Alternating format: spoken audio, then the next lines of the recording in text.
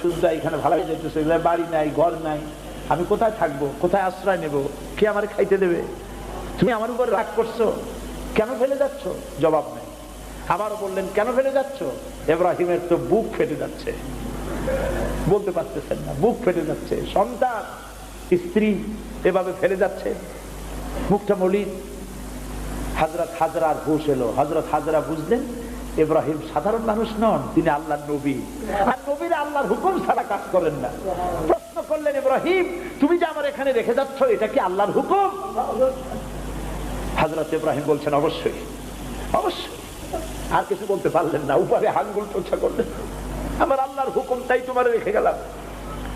হযরতে হাজরা বলেন, ইব্রাহিম মনে কোনো কষ্ট নিও না, কোনো চিন্তা করো না, তুমি নিরাপদে নিশ্চিন্তে বাড়ি চলে যাও, আমিও কোনো চিন্তা করব না। কারণ আল্লাহর হুকুমে যখন তুমি এখানে রেখে যেতেছ, আমি আমার আল্লাহর উপর এত বিশ্বাস করি যে আমার রব্বুল আলামিন তিনি যখন আমাকে মরুভূমিতে আমার বাচ্চা সুদ্ধা ফেলাই দিতে বলেছেন, আমার আল্লাহ এমন মেহেরবান যে আমার এই কলিজার টুকরা সন্তান আর আমারে না খাওয়াই আল্লাহ মারবে না।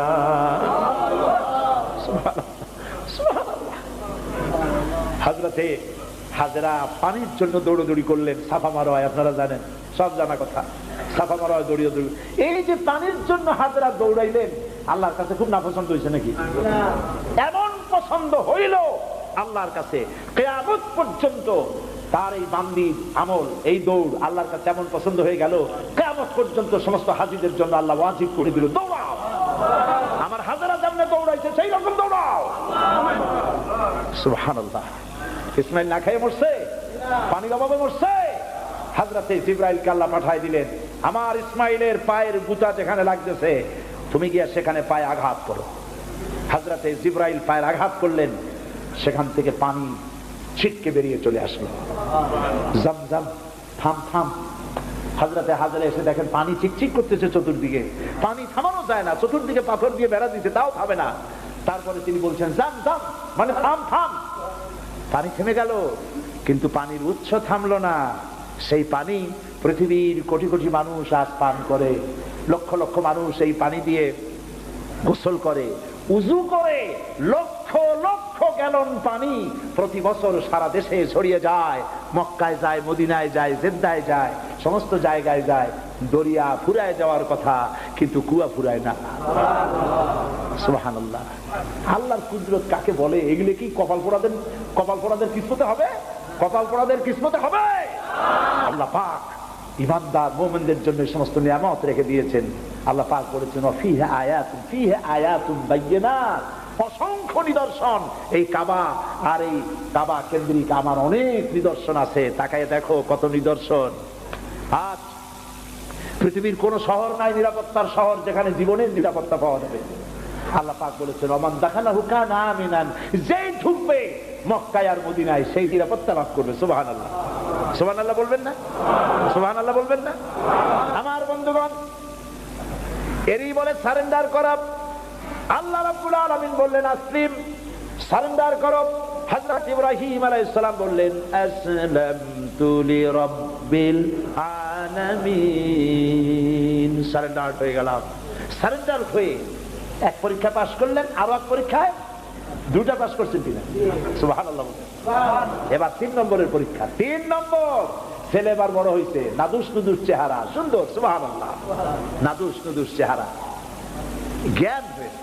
এবার যাও ছেলেকে জবাব করো। সুবহানাল্লাহ। একটার পর একটা মারাত্মক অগ্নি পরীক্ষা, ছেলের জবাব করো। হযরত ইব্রাহিম আলাইহিস সালাম বলছিলেন যে আল্লাহ এই রকমের কঠিন পরীক্ষা তুমি আমারে বানাইও না। বলছেন না। আমার মা বোনেরা, আমার ভাইয়েরা লক্ষ্য করেন, হযরত ইব্রাহিম ছেলেকে প্রশ্ন করলেন, তারে বললেন পরিষ্কার, আল্লাহ আমাকে অর্ডার করেছেন, ইন্নী আরা ফিল মানাম আন্নী আযবাহুক, আমি স্বপ্নে দেখেছি আমি তোমাকে জবাহ করতেছি, বলো তোমার অভিমত কি? ফানজুর মাযা তারা, বলো তোমার অভিমত কি? হযরত ইসমাইল বলতে পারতেন, আপনি আমার বাবা, আমার মায়ের শুদ্ধ করে ভালাই দিয়ে গেছেন, বছরের পর বছর খাবার দেন নাই, পরার দেন নাই, খোঁজ খবর নেন নাই, আজকে কোন অধিকারে আপনি আমাকে জবাহ করতে এসেছেন? বলতে পারতেন না? তিনি কি তা বলেছেন? না। এর নাম মুসলমান। চিল্লায় বলেন সুবহানাল্লাহ। এর নাম মুসলমান। আল্লাহর হুকুমের সামনে মাথা নত করে দাও। হযরত ইসমাইল কি জবাব দিলেন? হযরত ইসমাইল বললেন, ইয়া আবাতি ফাআল মা তুমারু সাতাজিদুনি ইনশাআল্লাহু মিনাস সাবিরিন। হে পিতা, আপনি স্বপ্নে যে ব্যাপারে আদিষ্ট হয়েছেন, দেখেন ছোট্ট মানুষ কিন্তু তিনি কথা বললেন না যে আপনি স্বপ্নে যা দেখছেন তাই করেন। তিনি বললেন কি, আপনি স্বপ্নে যে ব্যাপারে আদিষ্ট হয়েছেন আপনি তা পালন করুন। ছেলের এই জ্ঞান হয়েছে আমার আব্বা আল্লাহর পয়গম্বর, আর পয়গম্বররা নিজের ইচ্ছায় কিছুই করে না। আল্লাহর হুকুম, আপনি আমাকে ধৈর্যধারীদের মধ্যে পেয়ে যাবেন, আমাকে ধৈর্যধারী পাবেন। আমি ছটফট করবো না, দৌড় দেব না। তবে আমার আব্বা তিনটা কাজ করেন। জবাহ করার সময় আমার হাত পা বাঁধেন, যাতে করে জবাহের বেদনায় যন্ত্রণায় আমার হাত পা আপনার গায়ে লাগলে আমার বেয়াদবি হয়ে যেতে পারে। হাত পা বাঁধতেন। 2 নম্বরে আপনার চোখটাও বাঁধবেন ভালো করে, যাতে করে আমার গর্দান দেখলে এখানে ছুরি চালাইতে আপনার কষ্ট হইতে পারে, হাতটা শিথিল হয়ে যেতে পারে। বাপের কাছে ছেলের গর্দান বড় প্রিয়। বাপ তার ছেলেকে কাছে রেখে তার গর্দানের উপরে চুমা খায়, তার কপালে চুমা খায়। আপনার চোখটা বাঁধিয়ে নিয়েন, তাহলে কষ্ট কম হবে। আর 3 নম্বরে আর একটা দাবি আছে। 3 নম্বরে আর একটা দাবি হলো, আমার মা হাজেরা জনম দুঃখিনী মা, আমার কোন সন্তান তার নাই, মা বলে ডাকবার মতো। আমাকে জবাহ করার পরে আমার রক্ত মাখা জামাটা আমার মায়েরে দিয়া দিবেন, আর বলবেন যেন কান্দাকাটি না করে। কিয়ামতের দিন আল্লাহর দরবারে মায়ের সাথে আমার দেখা হয়ে যাবে। হযরত ইব্রাহিম ছেলের হাত পা বাঁধলেন, নিজের চোখ বেঁধেছেন। আল্লাহর আকাশের ফেরেশতারা তাকায় দেখতেছেন, কি সাংঘাতিক পরীক্ষা। এত বড় পরীক্ষা পৃথিবীর কোন মানুষকে আল্লাহ রাব্বুল আলামিন করেন নাই। কি কঠিন পরীক্ষা! নিজের ছেলের গলায় ছুরি চালানো বাপের পক্ষে কি সম্ভব? হযরত ইব্রাহিম আলাইহিস সালাম কোরআনে কারীমের মধ্যে রব্বুল আলামিন সুন্দর করে বলেছেন, ফালাম্মা আসলামা ওয়া তাল্লাহু লিল জাবিন। বাপ বেটা দুজনে রাজি হয়েছে, ছেলেটারে কাট করিয়া ছুরি ধরছে, ছুরি চালানো শুরু হয়ে গেছে। আল্লাহর কি ইচ্ছা আছে ইসমাইল জবাহ হয়ে যায়? আল্লাহর ইচ্ছা পরীক্ষা করা। আর ইব্রাহিম আলাইহিস সালাম পরীক্ষার রেজাল্ট জানেন না, ঠিক কিনা? ছেলে জবাহ হবে কি হবে না এটা কি জানা আছে? তার জানা আছে জবাহ হবেই। শক্তভাবে ছুরি চালাচ্ছেন, কাটে না, গলা কাটে না। এরপরে আল্লাহ রাব্বুল আলামিন, আকাশের ফেরেশতারা কাঁদতেছে এই দৃশ্য দেখে। আল্লাহ পাক দুম্বার ব্যবস্থা করে দিলেন। দুম্বা ইসমাইলকে, হযরত ইব্রাহিমের তো চোখ বাঁধা, ইসমাইল আলাইহিস সালামকে সরাইয়া দুম্বার সামনে দিয়েছে, দুম্বা জবাহ হয়ে গেছে। সুবহানাল্লাহ। আল্লাহ রাব্বুল আলামিন হযরত ইব্রাহিমকে শোনায় দিলেন, ওয়ানাদাইনাহু আইয়া ইব্রাহিম ক্বাদ সাদ্দাকতার রুয়া ইন্না কাযালিকা নাজজিল মুহসিনিন। আমি ইব্রাহিমকে ডেকে বললাম, ইব্রাহিম তুমি তোমার স্বপ্নকে বাস্তবে রূপ দিয়েছো, আর আমি এইভাবে করে মুহসিনিনদেরকে পুরস্কৃত করে থাকি। সালামুন আলা ইব্রাহিম। ইব্রাহিমের উপরে আল্লাহর শান্তি নাজিল হোক। কিয়ামত পর্যন্ত পৃথিবীর কোটি কোটি মুসলমানেরা নামাজের মধ্যে ইব্রাহিম আলাইহিস সালামের জন্য দোয়া করবে। সুবহানাল্লাহ। দোয়া করেন না আপনারা? কোন সময়? দরুদের মধ্যে। দরুদ কিয়ামত পর্যন্ত দোয়া করো, তোমার নেতা, তোমার জাতির পিতা। মুসলমান কারে বলে? এর নাম মুসলমান। মদের ব্যবসা ছাড়তে পারবেন না, জুয়া ছাড়তে পারবেন না, সুদ ছাড়তে পারবেন না, আবার দাবি করবেন আপনি মুসলমান। মুসলমান হওয়া যাবে না, আল্লাহর কসম মুসলমান হওয়া যাবে না। মুনাফিক, মুনাফিক, মুনাফিক। মুসলমান হতে হলে আল্লাহর হুকুমের সামনে মাথা নত করতে হবে। যা তিনি বলেছেন সব মানতে হবে। মিথ্যা ছেড়ে দিতে হবে, ওজনে কম দেওয়া যাবে না, খাদ্যে ভেজাল দেওয়া যাবে না, নিজের স্ত্রীকে, নিজের মেয়েকে বেপরদা করা যাবে না, বৈশাখী মেলার নামে নিজেদের মেয়েগুলিকে সৌন্দর্য প্রদর্শনী করে মানুষের সামনে বের করা যাবে না। এর নাম ইসলাম। এর নাম কি? এই ধরনের মুসলমান হইতে পারবো আমরা? হইতে পারবো?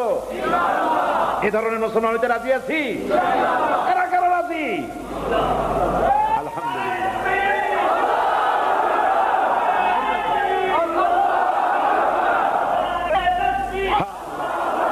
বলি আলহামদুলিল্লাহ। জোরে বলেন আলহামদুলিল্লাহ। এইরকম মুসলমান হতে হবে যে আমার চেহারা করতে হবে আল্লাহ যেভাবে হুকুম করেছেন, রাসূল যেভাবে করেছেন। আমার পা থেকে শুরু করে মাথা, জামা কাপড়, ওঠা বসা, চলা ফেরা সব করতে হবে আল্লাহ যেভাবে বলেছেন, রাসূল যেভাবে করেছেন।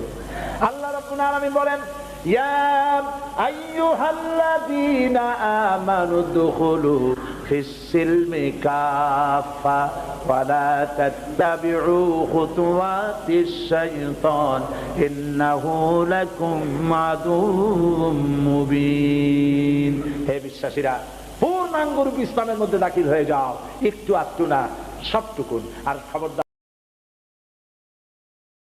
রব্বানা লা তুযিগ কুলুবানা বা'দা ইয হাদাইতানা ওয়া হাব লানা মিন লাদুনকা রাহমাতান ইন্নাকা আনতাল ওয়াহ্হাব। হে আল্লাহ তাআলা, লাখো জনতা আজকের এই প্রথম দিনেই আল্লাহ তাআলা কোরআনের এই মাহফিলে দীর্ঘক্ষণ ধরে তোমার কোরআনের কথা শুনে তোমার দরবারে হাত তুলেছি। দয়া করে মেহেরবানি করে আমাদের জিন্দেগির গুনাহ খাতাকে মাফ করে দাও। আমাদের মা বাপ মুরব্বিয়ান যারা কবরে চলে গেছে, আল্লাহ তাআলা কবরগুলিকে জান্নাতের টুকরায় পরিণত করে দাও। রব্বির হামহুমা কামা রব্বায়ানি সগীরা। পড়েন সবাই, রব্বির হামহুমা কামা রব্বায়ানি সগীরা।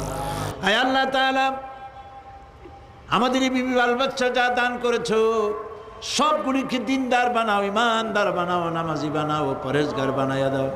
রব্বুল আলামিন, যেই পরকালের কথা, কিয়ামতের কথা আলোচনা করলাম, সেই কঠিন হাসরের ময়দানে যেদিন পায়ের নিচে হবে তামার মতো মাটি, আর মাথার উপরে প্রকাণ্ড সূর্যের তাপে গুনাহগারের মাথার চান্দি ফেটে গিয়া মগজগুলি গলে গলে নাক কান দিয়ে বেয়ে পড়তে লাগবে। জিহ্বাটা পানির পিপাসায় কুকুরের মতো ঝুলে নাভিস্থল পর্যন্ত পড়ে যাবে। ময়দানে সাড়া পড়বে পানি পানি বলে। আল্লাহ তাআলা ওই দিনে তোমার হাবিবের হাতের কাউসারের পেয়ালা আমাদের নসিব করে দিও। আহ জাতি है फलक पर रहम लाने के लिए, आह जाती है फलक पर रहम लाने के लिए, बादलो हट जा दे दो आह जाने के लिए। रहम कर अपना ना आईने करम को भूल जा, रहम कर अपना ना आईने करम को भूल जा। हम तुझे भूले हैं लेकिन तू न हमको भूल जा। রব্বুল আলামিন, মা বোনেরা কষ্ট করে মাহফিলে এসেছেন, আল্লাহ তাআলা মা বোনদেরকে এমন আমল করার তৌফিক দাও যাতে করে কিয়ামতের দিন হযরত আয়েশা, হযরত খাদিজার সঙ্গে হাসর নসিব হয়ে যায়। রব্বুল আলামিন, এই মাহফিল বাকি 4 দিন তোমার কুদরতি নিজাম দিয়ে আল্লাহ তুমি পরিচালিত করে দিও।